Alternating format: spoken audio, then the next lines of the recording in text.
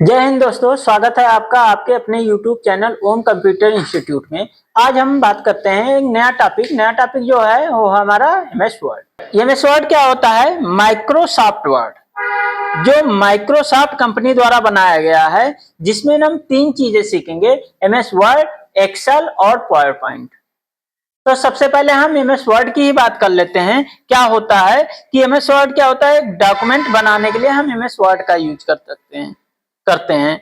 जहां कोई हम फॉर्म भी बना सकते हैं, रिज्यूम बनाना हो तो भी हम एमएस वर्ड का यूज करते हैं, लेटर बनाना हो, लोगो डिजाइन करना हो या किसी बुक का कवर बनाना हो आदि के लिए हम एमएस वर्ड का यूज करते हैं। अच्छा, तो अभी तक हम लोगों ने जो हम डिस्कस किया था, तो एमएस वर्ड से पहले हम नोटपैड का डिस्कशन किए हैं, वर्डपैड का डिस्कशन किए हैं और पेंट के बारे में डिस्कस किए हैं। तो ये सब क्या होता है, कोई भी सिस्टम खोलेंगे आप तो ये सब इनबिल्ट होता है, यानी किसी भी सिस्टम के साथ ये सब रहता है। बाकी उसके बाद जो भी हमें प्रोग्राम, जो भी हम सॉफ्टवेयर सीखते हैं, लगभग हमें अलग से इसको इंस्टॉल करना पड़ता है, जिसमें सबसे पहले क्या आ जाता है, हम डिस्कस करने जा रहे हैं एमएस वर्ड। तो एमएस वर्ड एमएस ऑफिस का फीचर्स है, जिसमें हम डॉक्यूमेंटेशन करते हैं। तो इसके भी कई सारे वर्जन होते हैं। अब कई सारे वर्जन कह लीजिए, तो जैसे सबसे पहले जो ऑफिस 4.3 आया, उसके बाद 95 आया, फिर 97 आया, 2000, 2002, 2000, 2003 आया, उसके बाद 2007 आया, फिर 2010, 2013, जो लेटेस्ट में चल रहा है 2000, यानी माइक्रोसॉफ्ट ऑफिस 2016, इतना चल रहा है। तो जो हम सीखेंगे ना, हम बहुत पहले का ही सीखेंगे और ना ही एकदम लेटेस्ट सीखेंगे, बीच का सीखेंगे, जो सभी सिस्टम पे लगभग अवेलेबल होता है सबके पास। तो हम 2000 ऑफिस 2007 की बात करेंगे। अच्छा, ऑफिस 2007 सीख लेंगे तो थोड़े से कुछ एडवांस फीचर होते हैं 2016 में, उसको भी हम देख लेंगे। तो सबसे पहले हम एमएस वर्ड खोलना देखते हैं, कैसे खोलते हैं। अगर हमारे सिस्टम में एमएस ऑफिस इंस्टॉल होगा, तो ऑफिस इंस्टॉल होगा तो खोलने के लिए सबसे पहले स्टार्ट बटन पे क्लिक करेंगे, ऑल प्रोग्राम पे क्लिक करेंगे और जब ऑफिस इंस्टॉल होगा तो ऐसे दिखाएगा माइक्रोसॉफ्ट ऑफिस, इस पे क्लिक कर देंगे और यहां से देखते हैं माइक्रोसॉफ्ट वर्ड 2007। अच्छा, जब एमएस ऑफिस इंस्टॉल हो जाए तो क्या क्या आपको मिलेगा? माइक्रोसॉफ्ट वर्ड 2007, उसके बाद फिर यहां से आप उठाएंगे एक्सेल, फिर यहां से पावर पॉइंट, ये उसके बाद आउटलुक और एक्सेस। तो जिसमें से हम सीखेंगे वर्ड और एक्सेल और पावर पॉइंट, ये जो मेन जरूरत होता है ये हम देखते हैं। तो यहां से हम एमएस वर्ड खोल लेंगे। तो फिर से देख लेते हैं एमएस वर्ड खोलना। सबसे पहले स्टार्ट बटन पे क्लिक करेंगे, ऑल प्रोग्राम पे क्लिक करेंगे, माइक्रोसॉफ्ट ऑफिस, और यहाँ से एमएस वर्ड खोल लेंगे। दूसरा तरीका होता है, अपने कीबोर्ड से हम विंडो के साथ आर प्रेस करेंगे। जैसे ही विंडो के साथ आर प्रेस करेंगे, रन कमांड का डायलॉग बॉक्स खुल गया। अब यहां से हम लिखेंगे बिन वर्ड, बिन WIN बिन वर्ड, और इंटर कर देंगे तो खुल जाएगा। एमएस वर्ड नहीं लिखेंगे, बिन वर्ड लिखेंगे। तो एमएस वर्ड जब खुल गया तो सबसे ऊपर वाली पट्टी को क्या कहते हैं? Title bar. जहां राइट हैंड साइड में क्लोज बटन होता है, इस पर क्लिक करने से एक्टिव विंडो से बाहर आ जाते हैं। ये होता है मैक्सिमाइज बटन, विंडो छोटा है तो बड़ा करने के लिए, बड़ा है तो छोटा करने के लिए। ये होता है मिनिमाइज बटन, एक्टिव विंडो से मिट के टास्क बार में आ जाता है, फिर से लाने के लिए इसी पे फिर से क्लिक कर देंगे तो फिर से आ जाएगा। और मिडिल साइड में आपके फाइल का नाम शो करता है। तो बाय डिफॉल्ट जो फाइल का नाम होगा वो क्या होता है? डॉक्यूमेंट 1। जैसे हम लोग नोटपैड में बाय डिफॉल्ट फाइल का जो नाम होता था वो क्या होता था? अनटाइटल। पेंट में क्या होता है? अनटाइटल। वर्डपैड में क्या होता है? डॉक्यूमेंट। और एमएस वर्ड में क्या होता है? डॉक्यूमेंट 1। अच्छा, उसके जब नीचे होता है मेनू बार, तो मेनू ना होके बताए हैं ये टैब होता है, क्यों? क्योंकि ये सारे ऑप्शन सामने दिखते हैं। तो home tab, insert tab, page layout tab, representation, mailing, review, view, ये हो गया। अच्छा, इस चौड़ी सी पट्टी को क्या कहते हैं हम? इस चौड़ी सी पट्टी को, जो चौड़ी सी यहाँ पट्टी दिख रही है, यहाँ से यहाँ तक, ये वाली पट्टी, यानी कि यहाँ से ये, तो इसे हम कहते हैं रिबन। तो होम का क्लिपबोर्ड रिबन, होम का फॉन्ट रिबन, होम का पैराग्राफ रिबन, होम का स्टाइल रिबन, होम का एडिटिंग रिबन। अच्छा, ये जो एक पट्टी दिख रही है इसे हम क्या कहते हैं? रूलर। और ये जो व्हाइट एरिया दिख रहा है इसे कहते हैं हम वर्किंग एरिया। और ये जो बार बार ब्लिंक कर रहा है इसे कहते हैं हम कर्सर, जिसकी मदद से हम कुछ लिखते पढ़ते हैं। और ये जो होता है ये होता है हमारा स्क्रॉल बार। अच्छा, तो सबसे पहले हम जैसे कुछ लिख लेते हैं, तो यहां से मैंने कुछ लिख लिया है। अब लिखने के बाद क्या करते हैं, सबसे पहले हम क्या करते हैं, इसको क्लिपबोर्ड का ही ऑप्शन देख लेते हैं। सबसे पहले इसको कॉपी कर लेते हैं। तो कॉपी करने के लिए हमें क्या करना भाई, यहाँ से कॉपी कर रहे हैं तो कॉपी हो नहीं रहा, तो हमें चीजों को सेलेक्ट करना पड़ेगा। सेलेक्ट करने के लिए क्या करेंगे, कर्सर को वहां ले जाएंगे जहां से सेलेक्ट करना, माउस के लेफ्ट बटन को दबाएंगे, उस टेक्स्ट पर ड्रैग कर लेंगे।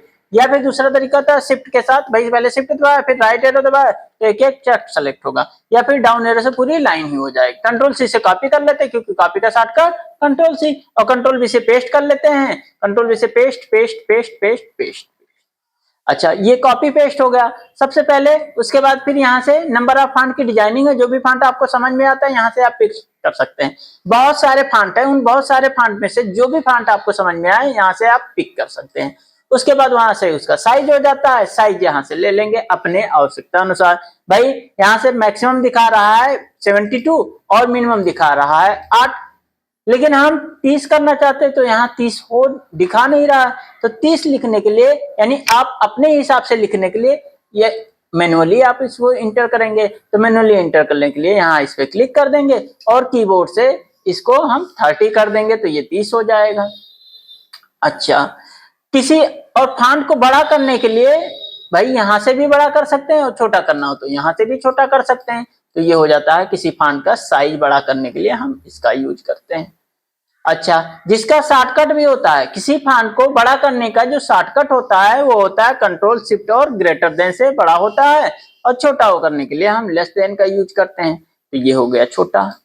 अच्छा, बोल्ड से अक्षर मोटा होता है, इटैलिक से अक्षर तिरछा होता है, अंडरलाइन से नीचे एक पट्टी लग जाती है। मान लेते हैं मैं अंडरलाइन करना है तो नीचे एक पट्टी लग जाएगी। जिसका शॉर्टकट भी होता है, किसी टेक्स्ट को बोल्ड करने का जो शॉर्टकट होता है वो क्या होता है, कंट्रोल बी।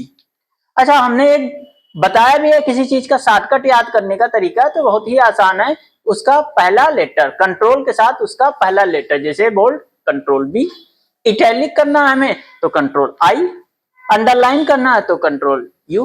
बस विषम परिस्थिति को छोड़ के तो हमें याद क्या करना है, शॉर्टकट याद करने के लिए हम वही विषम परिस्थिति वाले को याद कर लेंगे, बाकी सबका तो याद ही हो जाएगा। जैसे कॉपी का शॉर्टकट कंट्रोल सी और कट का शॉर्टकट कंट्रोल सी ना होके कंट्रोल यक्स होता है, तो बस यही कट जैसे वाले शब्द को याद कर लेना है, बाकी तो सब याद ही हो जाएगा।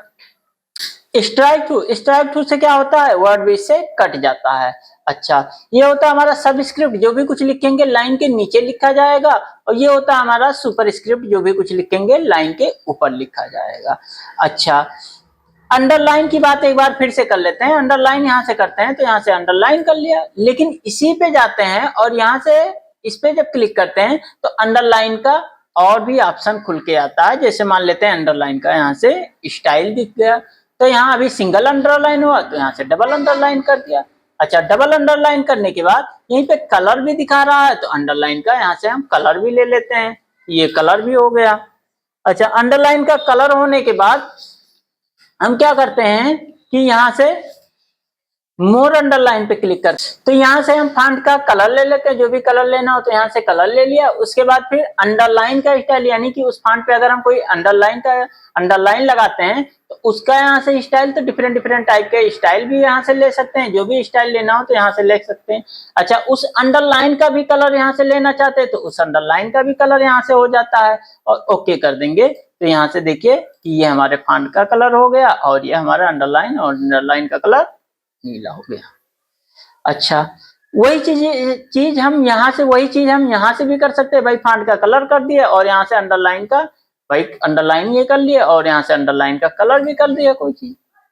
लेकिन जब मोर अंडरलाइन पे जाते हैं तो उसके और भी ऑप्शन खुल के आते हैं, जैसे ये वाला खुल के आया था तो इस पे बताए थे। अच्छा, स्ट्राइक थ्रू, इसी में और ऑप्शन है स्ट्राइक थ्रू से क्या होता है, वर्ड एक बार कटता है।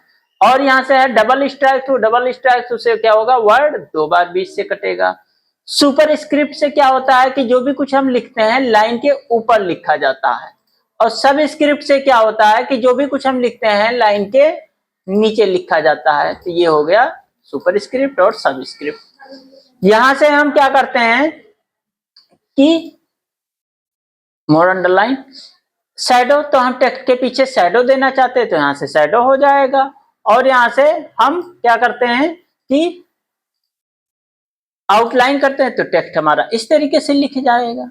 इम्बोस करते हैं तो ऐसा लिखा जाएगा, इंगैप करते हैं तो ऐसा लिखा जाता है। तो एक आउटलाइन करके दिखा देते हैं तो टेक्स्ट हमारा इस तरीके से लिखा गया, और एक इंगैप करके दिखा देते हैं, टेक्स्ट हमारा इस तरीके से भी लिखा गया। स्मॉल कैप का क्या मतलब हो जाता है, उसी में ऑप्शन एक दिया है स्मॉल कैप। इसका स्मॉल कैप का मतलब आपका टेक्स्ट इस तरीके से एक बड़े कैपिटल में होगा, बाकी सभी कैपिटल में होंगे लेकिन छोटे कैपिटल में।